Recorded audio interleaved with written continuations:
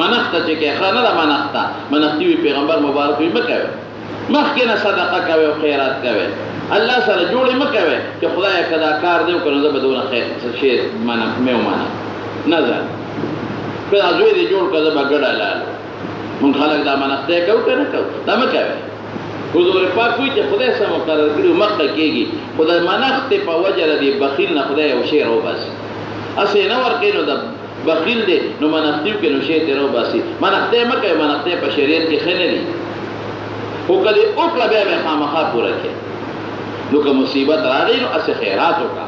خیرات سره الله صدقه سره مصیبت خدای پاک رد کوي او الله درکوي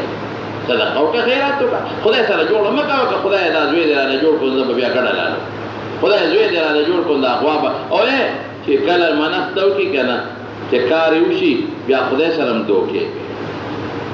یا مونږ دراشي یاره ما خدا منښت کړې و چې کله ما دا زوی جوړ شو نو زه به دا غوی لاله نو که اوس د دې غوی پیسې جومات کې ورکم څنګه نه هغه وخت به د جومات کې ورکړی نو زه خو بې پوهېم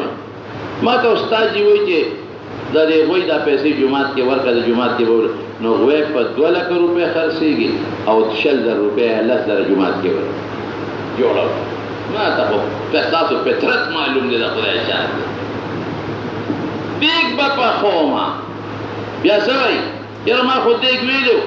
نو اس بس چل کوما دا پیسې جمعات کې ورکما نو دیگ چې خب انبار پخای کنه نو 15,000 روپے لګي ا جمعات کې 2,000 روپے ورکي او بیا سوئی زبته خو نه بته خوري زبته نه خوري ستا بچي بمته نه خوري مالداران بمته نه خوري یاره کله پکې داسې یو سیر روجي ورواچو منو بیا سیر پکې ورواچي سیر پکې ورواچي पूरा देख जैसे माने यो दाना बते ना टगिया ने बने के यार जी मां खुद एक मतलब खूब बको खूब सदीगी से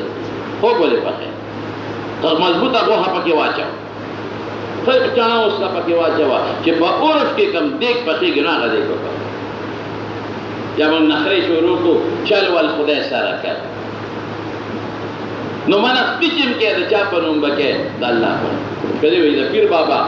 पनु मनख्ता द काका से द बल बाबा नेक सड़ी पनु अरसद तबाकल बल्कि मनख्ती बादत तेरा अल्लाह पनु बके तेरा अल्लाह ने अलावा द बल जा पनु जो काफिर हुए नुकार बदा अल्लाह रफा रखे हिजरत लुए सफर दे दा बद रब्बुल आलमीन दरजा रफा रखे नो रसूलुल्लाह सल्लल्लाहु अलैहि वसल्लम फरमाई मन कानत हिजरतुहु इला अल्लाह व रसूलिही कि हिजरत अल्लाह व रसूल द पारो को नो हिजरत अल्लाह व रसूल द मकबूल او که هجرت دا چا د پاره وکړه من كانت هجرته الى دنیا د پاره وکړه چې زما او په مدینه کې پیغمبر علیه السلام خلکو له پیسې ورکړي غریبانو یا جهاد غنیمت پي موږ له پکې سره کې یا بل څه د دنیا مقصدی یا خدای د پاره هجرت وکړي چې خدای به حکم خدای د پاره هجرت وکړي نو رسول الله مبارک فرمائی فهجرته مردود الى ما هاجر الیه مردودۃ الى ما هاجر الیه هجرت الی الله برباد نو هجرت بم د الله د پاره کې بندل هر کار چې